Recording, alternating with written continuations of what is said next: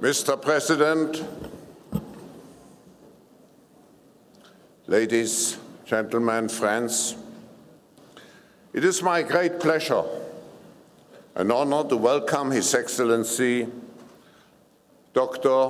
Hassan Rouhani, President of the Islamic Republic of Iran, to the annual meeting of the World Economic Forum. Mr. President, your presence in Davos is coming at a pivotal time for the so-called P5+1 process. At the same time, all stakeholders acknowledge this is just part of the larger promise around the role of the Islamic Republic of Iran globally and its relations with the rest of the world. It is also clear that realizing this promise will not be without difficulties and challenges and will require candid dialogue and compromises on all sides. Mr. President, it is with this target, forward-looking perspective in mind, that I'm particularly delighted to have you with us today.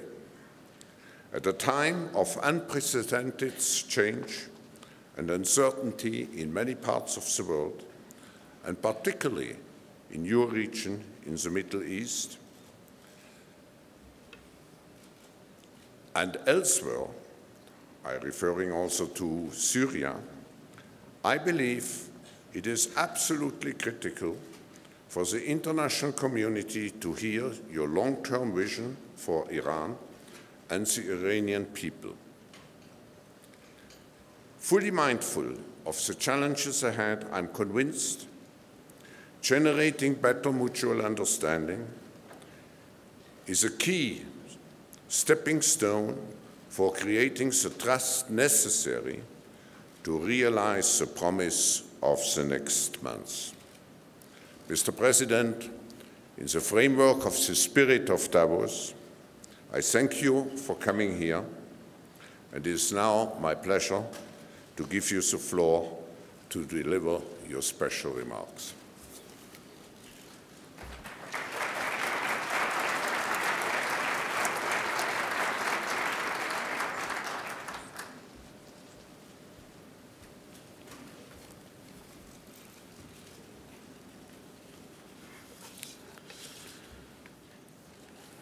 بسم الله الرحمن الرحيم الحمد لله رب العالمين والصلاة على رسوله وآله وأصحابه آقای رئیس مقامات Mr. Chairman, Excellencies, خانم‌ها آقایان ladies and gentlemen, اجلاس سالانه مجمع جهانی اقتصاد the World Economic Forum is a welcome opportunity for global leaders and thinkers تا با هماندیشی و تعامل نسبت به مسائل مهم جهانی به بیان نگرانی‌ها to interact and engage on important global issues. This dialogue and exchange of experience helps to improve the world's management.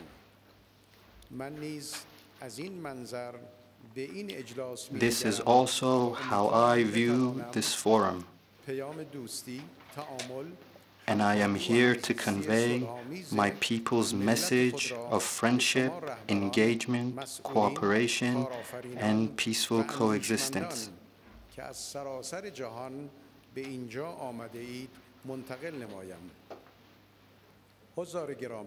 Distinguished participants, my view of social, economic, and political issues is one of prudent moderation. This is a lesson I have learned from Islam and have deeply practiced in my political life. It was based on this that I decided to take part in our presidential election so as to implement at a national, regional, and global level moderation and prudence, a prominent characteristic of Iranians and the secret to their success throughout history. As I predicted, with the grace of God, the great people of Iran opted for this approach, and now they are rightfully demanding its implementation and realization. The Iranian people's choice has been welcomed in the region and the international arena as well, the first outcomes of which have been witnessed since my government of prudence and hope came into office. Ladies and gentlemen, the events and developments of the past 6 years in the global economy have shown that no one can live alone. No country can solve its problems on its own whilst disregarding others. No business can achieve sustainable growth without adhering to its social responsibilities, and no power can regard its domination as permanent. Globalization, amid the financial crisis, has shown that we are all on the same boat.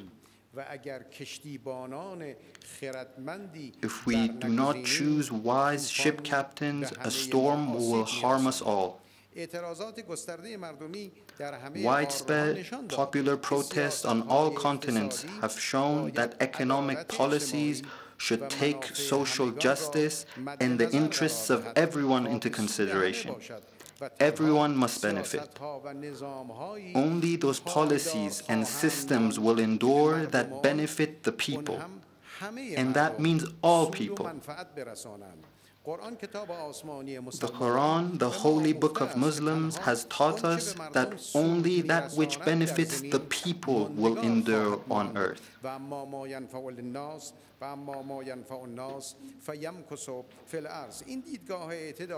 My views of prudence and moderation are not restricted to Iran. I see the status of Iran pursuing policies of moderation, prudence, and hope in the future global economy as greater than predicted. Thus, in policy making, I take into consideration not only today's situation and that in the near future, but a much more long-term outlook.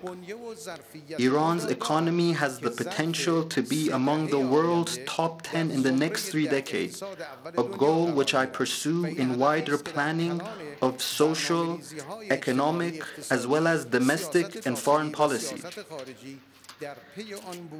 In order to realize this goal, I seriously intend to prepare the groundwork for this implementation during the time that I am in office and overcome all political and economic impediments in its way. Let me be clear. I view Iran's economy as the most congruent, capable, and closest to that of successful emerging economies, and envisage Iran's place alongside them in the future. This is because my election by the people of Iran took place in the framework of a democratic system, allowing me to pursue the ideals of economic development, democracy, and improvement of Iran's international relations. I hereby announce that one of the theoretical and practical pillars of my government is constructive engagement with the world. Without international engagement, objectives such as growth, creativity, and quality are unattainable. The reality is that among developing countries and in the Middle East, Iran enjoys one of the highest human development index rates. We will do our utmost to realize this immense national resource in line with the development of our country. Additionally, we will make use of active foreign policy to achieve economic development. My government is fully prepared and ready to engage with all neighboring countries to achieve shared practical solutions and sustainable legal regimes on a range of issues such as the environment, joint economic projects, trade expansion, realization of the Palestinian people's rights, tackling the humanitarian crisis in Syria, security of the Persian Gulf, as well as the fight against terrorism and extremism. I believe that peace and security in the Middle East is dependent on the expansion of economic relations, social and cultural cooperation, tourism, valuing the private sector, and cooperation of elites at the international level. The crises at the start of the 21st century show that economic factors alone are not enough to provide a better life for people. In addition to economic well-being, people need culture, spirituality, and ethics.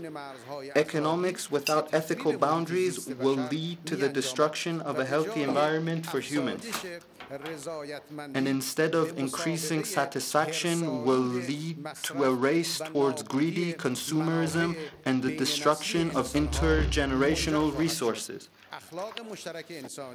Common human ethics can be the basis for a common trend among human societies, bind them together, improve order, security, and tranquility, and make life more enjoyable. Distinguished participants, as head of my country's government, I am fully aware of how important stability of behavior and policy making is in governance. Whether in the domestic or international arena, this is critical for us. This is why regional cooperation has become a priority for us in the foreign policy arena, and why we seek to deepen relations with neighboring countries. We intend to reopen trade, industrial, and economic relations with all of our neighbors such as Turkey, Iraq, Russia, Pakistan, Afghanistan, Persian Gulf littoral states, the Caucasus region, as well as Central Asia, and begin multilateral and political cooperation.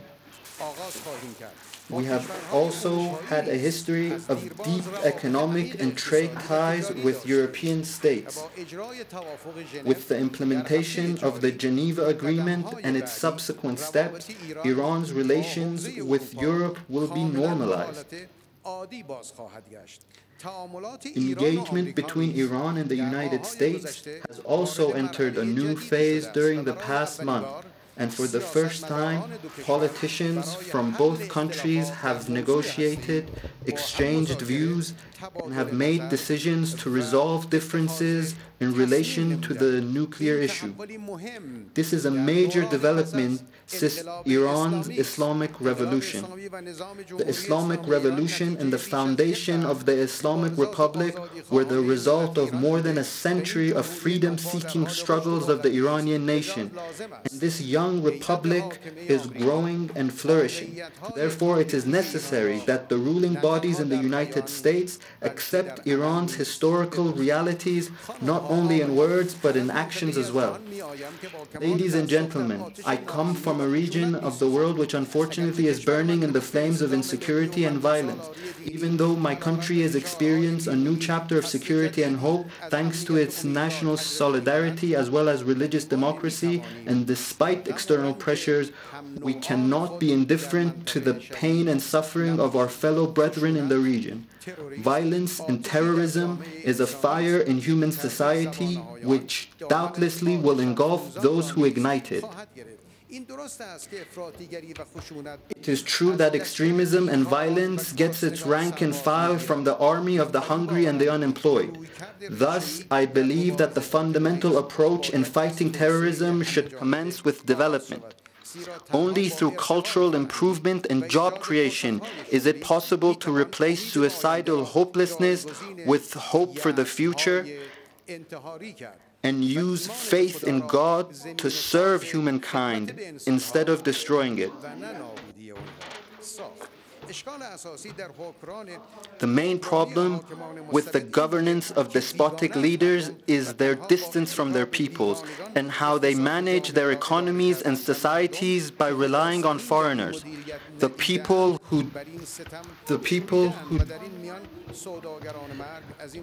who don't see themselves as part of this management and revolt against the oppression, while the terrorists take advantage of this situation to recruit the oppressed to their unholy cause. I believe that the security of the world is intertwined with the security of the Middle East. The security of this region cannot be achieved by disregarding its people. Therefore, in order to have global security, it is necessary to hear the voices of the people of the region and create jobs and hope among the youths of these countries. I strongly believe that the path of security passes through culture, ethics, and development. However, if we want everyone to work towards creating security, everyone should feel secure themselves, since feeling insecure and deprived from one's rights is a motivation for rising up against unjust systems. Thus, in reshaping the international community, we have to make sure that all nations feel they enjoy equal opportunities for economic and social development and see competition as fair and based on merits.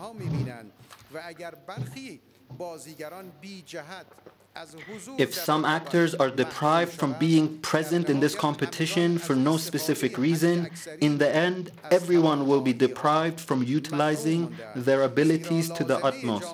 It is necessary for a safe and developed international community that everyone benefits from economic freedom and the right to determine their political destiny. Indeed, any type of limitation and economic sanction will, instead of aiding understanding and common security, merely exacerbates divergence. If development is necessary for security, having access to knowledge and technology is also necessary for development. Creating obstacles on the way of the development of nations will only add to animosities and cynicism and ultimately fail. This is why Iran, in pursuing its nuclear energy program, has never sought nor seeks anything other than peaceful applications of this technology, and will not accept any obstacles on the way of its scientific progress. Accordingly, to those who are under the influence of propaganda and still believe that Iran is seeking to develop nuclear weapons, I strongly and clearly declare that nuclear weapons have no place in our security strategy and that Iran has no motivation to move in that direction.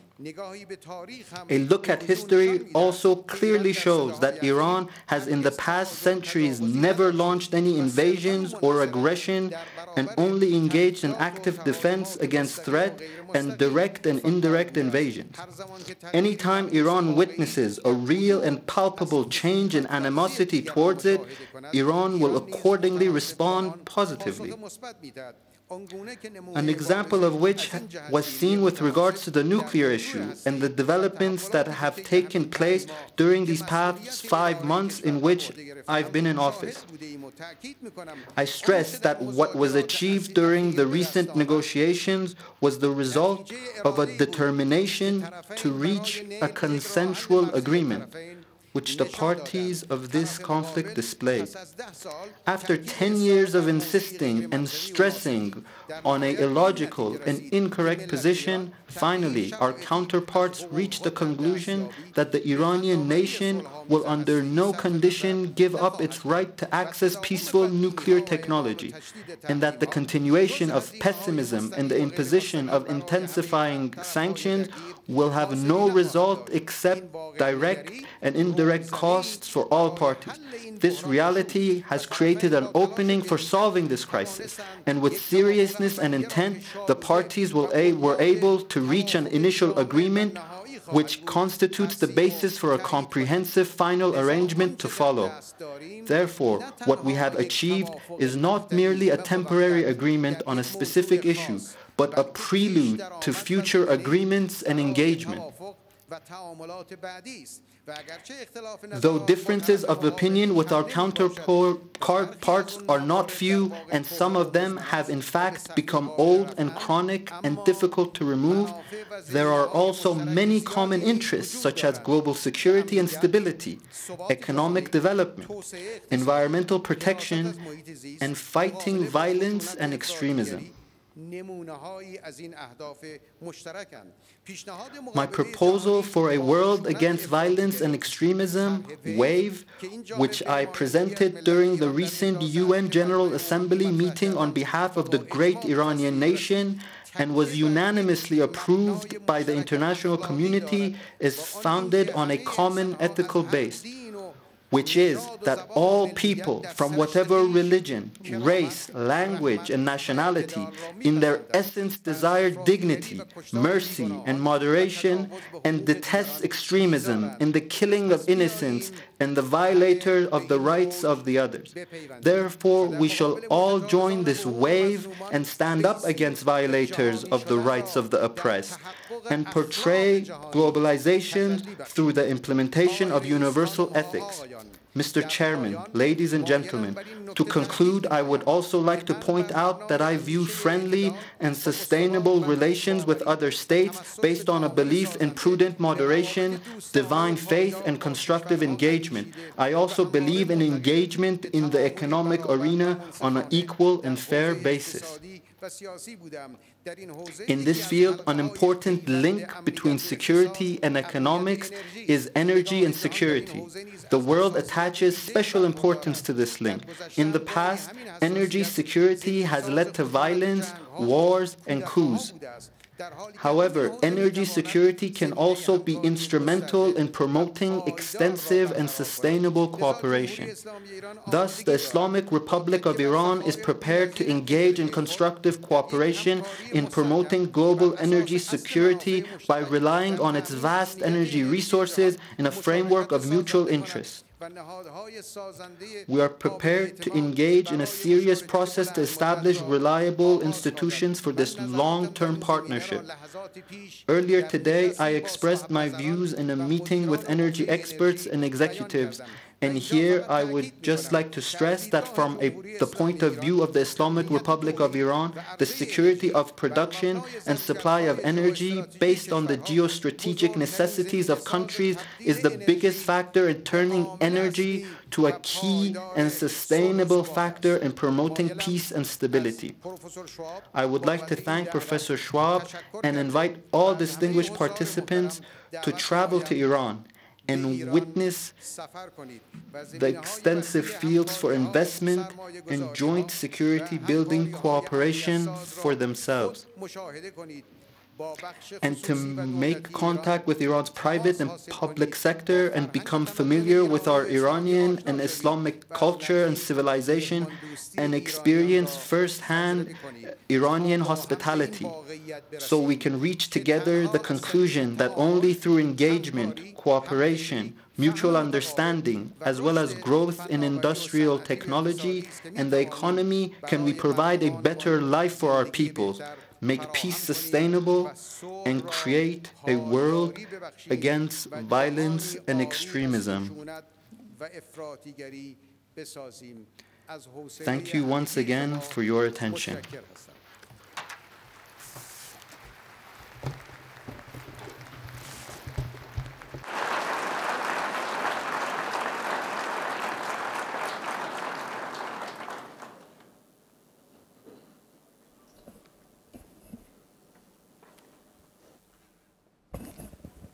Mr. President, we all listened to your comments and we all agree with the basic principles which were underlying your presentation.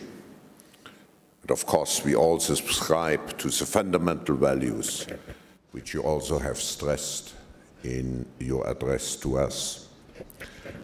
May I ask you some questions dealing more with details without going into specifics. My first question is related to the nuclear negotiations and the prospect of a comprehensive agreement. Now, my question would be, Mr. President, what do you see as possible obstacles to achieve this comprehensive agreement? Because we have already seen in the media some dispute on different interpretations. We all are hopeful that such a comprehensive agreement can be concluded in the time frame foreseen. But can you ensure us that the concerns you may have, there are also solutions for those concerns?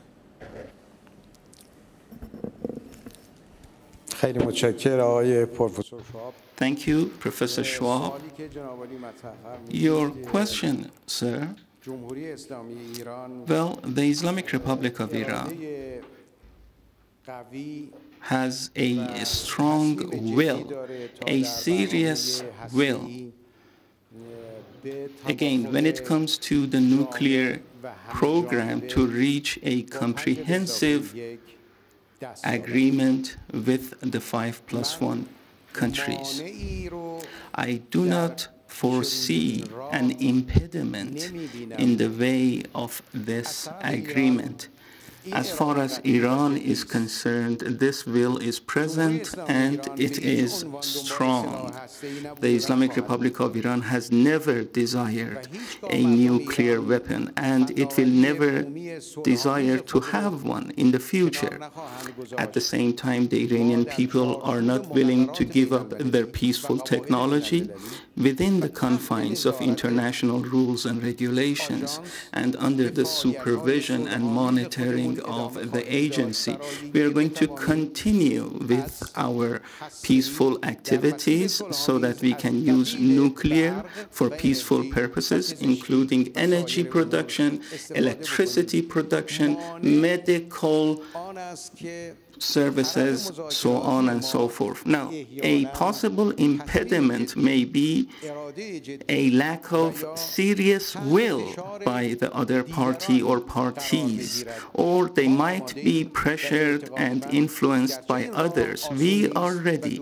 Of course, before I continue, I need to say that this is a long and winding and difficult road. However, if we remain serious and have enough will, we can push through. This will benefit Iran, this will benefit the 5+1, this will benefit the West and the world over. Mr. President, in your negotiations, will you also be aware of a very sensitive attitude and a suspicion, which always probably will persist, on the possible dual use of nuclear technology? And will you do everything in order to remove this suspicion?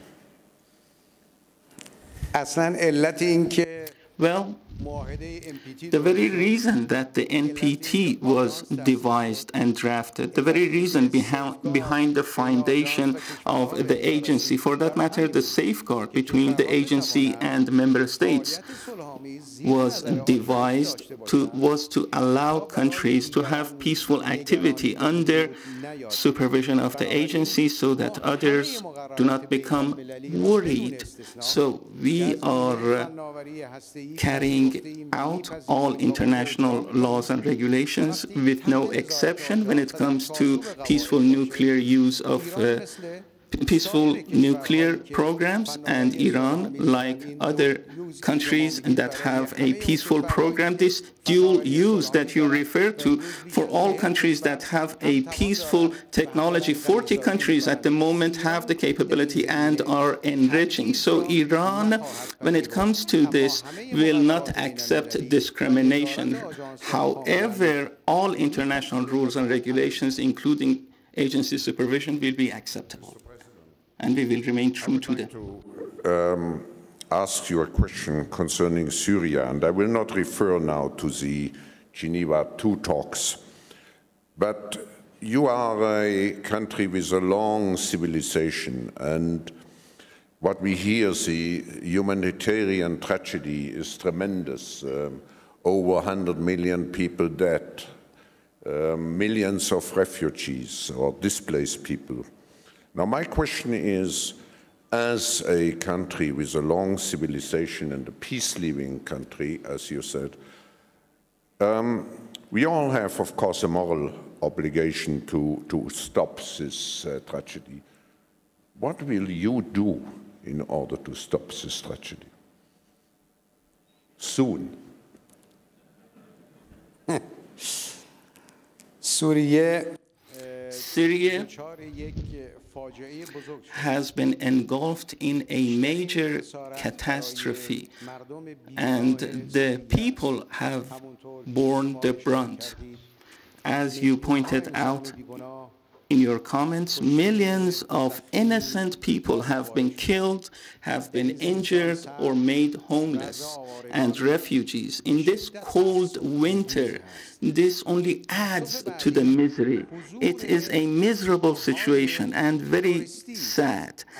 Of course, we also have to be sad and concerned with the presence of terrorists. And such terrorists pouring into Syria, they are ruthless killers. Sometimes they kill innocent bystanders, and in other instances fight amongst themselves. This is indeed sad. Iran believes that everyone, all of us, should try our very best to first put a stop to bloodshed inside Syria. Later, all of us should work together to push terrorists out of Syria and also advise their supporters, countries who support them, that this is not to their interest. The next stop will be their country for terrorists.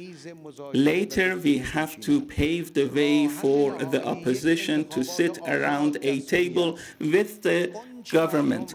The best solution is to organize a free and fair elections inside Syria. No outside party or power can decide for the Syrian people and Syria as a country. We should all come together to help the people. At the moment, we are sending a lot of humanitarian aid, including medicine, foodstuff, so on and so forth, for Syrian people. We are helping them. Everyone should help the Syrians. Everyone should work together to create conducive conditions leading to a free and fair elections. And whatever will come out of this, all should accept. Have as a first priority to stop the tragedy, second to fight terrorism, and number three, to make sure that Syria finds its own way to build a peaceful future. But let me come to another question, the last question.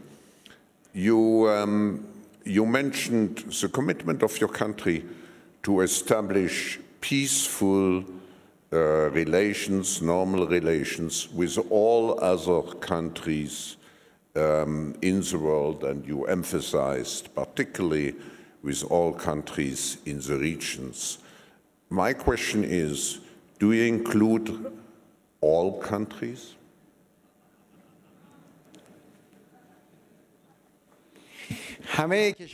All countries that the Islamic Republic of Iran has officially recognized are inside this circle. Yes, east and west, north and south, there are no exceptions. With certain countries, in the past we have had certain differences, if you will, hostilities. However, what we want to see is a better future, for us to be able to overcome those problems in the past and have comprehensive and healthy relations with all. So I repeat your last word, with all. Yes, that's what I said, all the word. Yes, I said all countries which we have officially recognized. We want to have good relations with them. Which you have officially recognized or may officially recognize.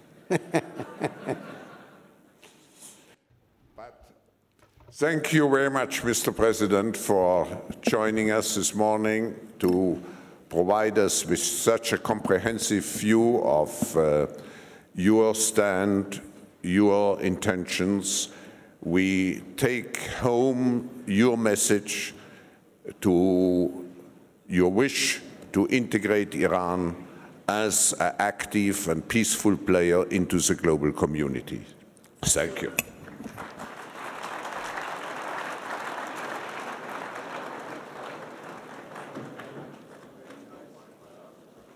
Sì, sì,